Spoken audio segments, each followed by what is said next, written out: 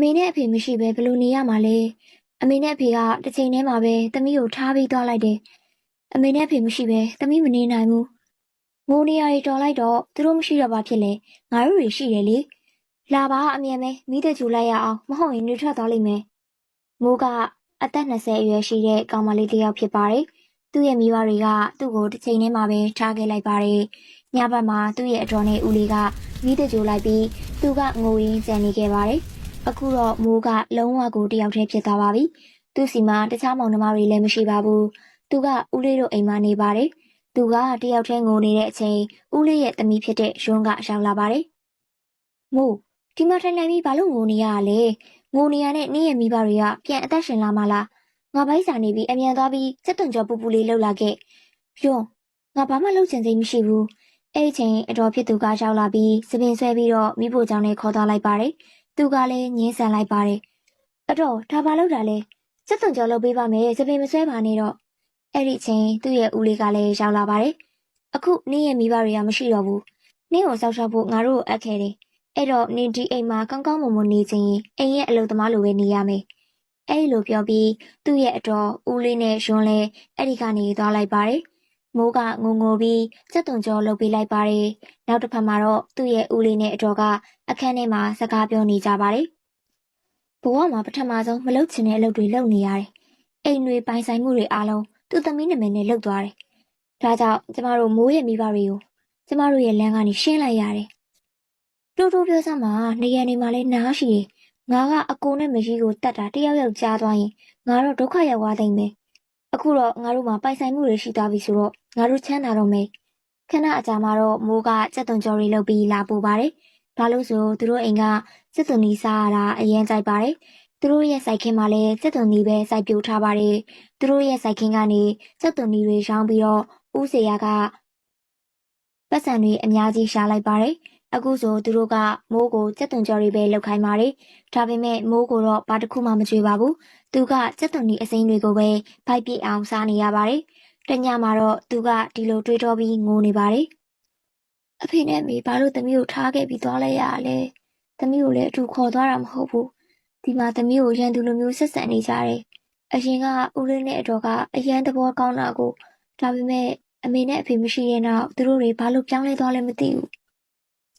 အဲ့ဒီလိုတွေတွေးတောပြီးမိုးကငိုရင်းအိပ်ပျော်သွားပါတယ်။အိမ်မက်ထဲမှာသူ့မိဘတွေရောက်လာပါတယ်။မငိုပါနဲ့သမီးထပ်ပြီးနာကျင်စရာတွေမခံစားရတော့ပါဘူး။ဟုတ်တယ်သမီးအဖေတို့လည်းလှည့်စားခံခဲ့ရတယ်။စိတ်မပူနဲ့သမီးမနေ့ပြန်စက်သွန်ဆိုင်ခင်းကတော့ထူးဆန်းစရာတစ်ခုကိုရလိမ့်မယ်။အဲ့ဒီအရာကသမီးဘဝကိုပြောင်းလဲပေးလိမ့်မယ်။အဲ့လောက်နဲ့ပဲမိုးကနိုးသွားပါတယ်။သူနိုးတာနဲ့ဟိုဘက်ဒီဘက်ကြည့်လိုက်ပါတယ်။အချိန်ကြည့်လိုက်တော့မနေ့6နာရီထိုးသွားပါပြီ။ခဏနေတော့သူ့အတော်ကအတန်ပေးလိုက်ပါတယ်။ယွန်းအစိခံမကိုအမြန်နိုးလိုက်စမ်း။သူ့ကိုစက်သွန်ပလာတာနဲ့လက်ဖက်ရည်ပူပူလေးလှုပ်ခိုင်းလိုက်။အရန်ကိုဗိုက်စာနေပြီ။ယွန်းကအမြန်သွားပြီးမိုးကိုနှိုးလိုက်ပါတယ်။ပြီးတော့စက်သွန်ပလာတာနဲ့လက်ဖက်ရည်ပူပူလေးလှုပ်ခိုင်းလိုက်ပါတယ်။မိုးကရေချိုးပြီးမိဖို့ကြောင့်လေးဝင်ပြီးစက်သွန်ပလာတာလှုပ်ဖို့စက်သွန်အိတ်ထဲသွားကြည့်တော့စက်သွန်တစ်လုံးကလင်းနေတာကိုတွေ့လိုက်ရပါတယ်။ဒီစက်သွန်ကြီးကရွှေလိုပဲမှတ်မိသွားပြီးမနေ့ကအိမ်မက်ထဲမှာစမ်းချေတာတွေတွေ့ရမယ်လို့အမေပြောတယ်။ကြည့်ရတာစမ်းချေမှုကဒါပဲနေမှာ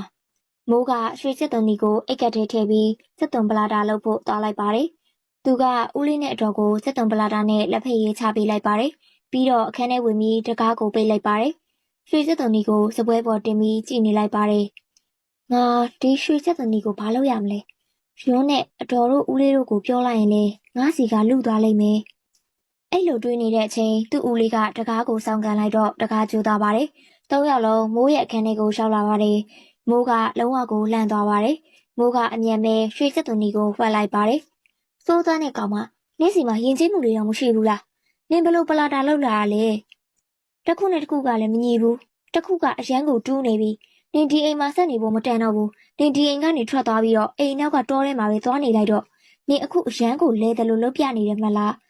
နင်းကဒီအိမ်ရဲ့အလုပ်သမားဆိုတော့ထမင်းရင်ချက်ရမယ့်အချိန်တော့လာခဲ့ပြီးရင်တောထဲပြန်သွားတော့မိုးကအိမ်နောက်ဖက်ရဲ့တောထဲကိုဝင်သွားလိုက်ပါတယ်အပြင်မှာအရန်ကိုအေးနေပါတယ်တလန်းလုံးလဲဆူဆူနေပါတယ်သူကတစ်ချောင်းတွေလိုက်ကောက်ပြီးမီးပုံလုပ်လိုက်ပါတယ်ပြီးတော့စဉ်းစားလိုက်တယ်ရွှေချစ်သူတွေတော့ရပြီဦးလေးနဲ့တော့ကဘာလို့အိမ်ကနှင်ထုတ်လိုက်တာလဲဒီလောက်အေးတာညဘလို့ဖြတ်တန်းရမှာလဲ အဲ့ဒီအချိန်မိုးကကျိုးနေတဲ့တစ်ပင်တစ်ပင်ကိုတွေ့လိုက်ပါတယ်။သူကဒီတစ်ကိုင်းနေနဲ့တဲအိမ်စုံလေးစောက်ပြီးနေလိုက်ပါတယ်။နေစရာအိမ်တော့ရပြီ။အခုဒီကြက်သွန်နီကိုမြေကြီးထဲထည့်ကြည့်ရတာပေါ့။မိုးကရွှေကြက်သွန်နီကိုမြေကြီးထဲထည့်လိုက်ပါတယ်။နောက်တစ်ရက်မနက်မှာတော့ရွှေကြက်သွန်နီအပင်ပေါက်လေးထွက်လာပါတယ်။ပြီးတော့အဲ့ဒီအပင်ပေါက်လေးကနေရွှေကြက်သွန်နီတွေထွက်လာပါတယ်။မိုက်လိုက်တာငါမိဘတွေကစမ်းကြိမ်မှုတွေလုပ်လိုက်တာပဲ။မိုးကရွှေကြက်သွန်နီတွေကိုအိတ်ထဲထည့်ပြီးထမင်းဟင်းချက်ဖို့သူ့တော်ရီစီသွားလိုက်ပါတယ်။နောက်တစ်ရက်သူ့မျိုးတော့လည်းအဲ့ဒီရွှေကြက်သွန်နီကနေရွှေကြက်သွန်နီတွေထပ်ထွက်လာပါတယ်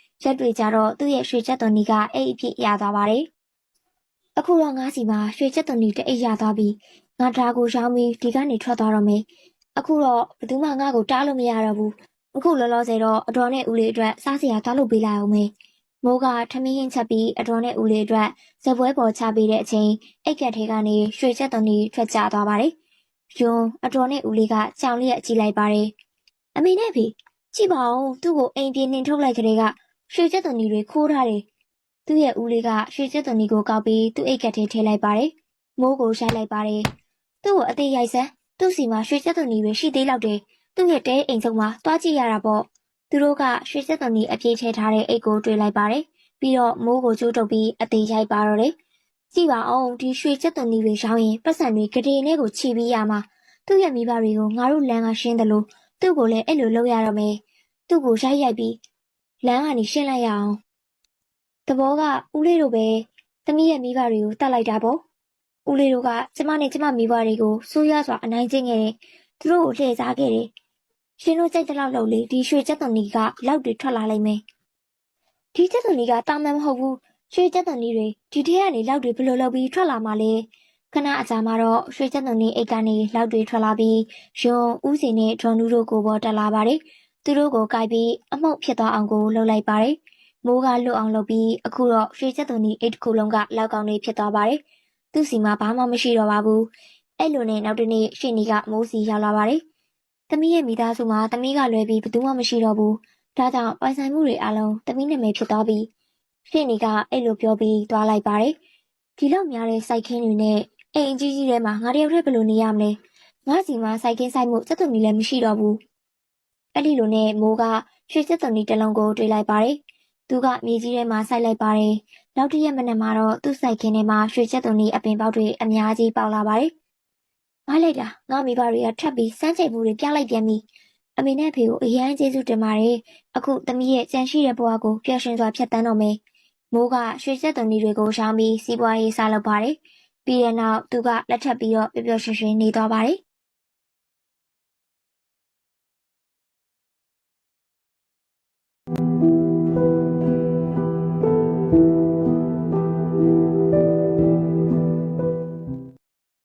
ဆောင်းရာသီကအရန်ကိုအေးပါတယ်။အေးတွေတိုက်ပြီးဆိုရင်တော့အသားရင်းထီကိုစိတ်ပြီးတော့မှအေးပါတယ်။ဒီလောက်ထိအေးတဲ့ဆောင်းရာသီမှာပြောင်းမှုပင်တွေစိုက်ထားတဲ့ဘီနာလေးမှာတဲအိမ်လေးတဲအိမ်ရှိပါတယ်။အဲ့ဒီတဲအိမ်ထဲမှာဆူဆူဆိုတဲ့ကောင်မလေးတယောက်နေထိုင်ပါတယ်။သူကနှစ်လအရင်ကမှအိမ်အောင်ကြပြီးလာခဲ့ခြင်းဖြစ်တယ်။အဲ့ဒီမှာထိုင်ပြီးတော့မှသူမကမျက်ရည်အဆက်မပြတ်ကျနေခဲ့ပါတယ်။သူ့ရဲ့မျက်ရည်တွေကသူ့ရဲ့ဘဝအကြောင်းကိုပြောပြနေခဲ့တယ်။သူ့ရဲ့အနီးနားမှာသူမွေးထားတဲ့စိတ်လေးတစ်ကောင်လည်းရှိခဲ့တယ်။ဆူဆူကတော့သူ့ရဲ့စိတ်လေးနဲ့စကားပြောရင်းနဲ့ပြောပါတယ်။ဒီအန်ကိုအေးလို့ခန္ဓာကိုယ်တစ်ခုလုံးတုံနေပြီ။ဒီအပင်တွေကြားမှာနေပြီးတော့ဘဝကိုဘလို့ဖြတ်တန်းရမှာတော့ငါဘာလို့လုပ်ရမှန်းမသိတော့ဘူးစိတ်လေးရေ။စိတ်ကတော့ဘာမှမပြောခဲ့ပါဘူး။သူမကိုပဲစိုက်ကြည့်နေခဲ့ပါတယ်။ဒီလိုပြောပြီးတော့မှဆူဆူကသူ့ရဲ့စာရီနဲ့ပဲမျက်ရည်တုပ်ခဲ့ပါတယ်။ဒါပေမဲ့လည်းမျက်ရည်ကပြန်ကျခဲ့တာပေါ့။သူကသတိရနေခဲ့ပါတယ်။သူမင်္ဂလာဆောင်တုန်းက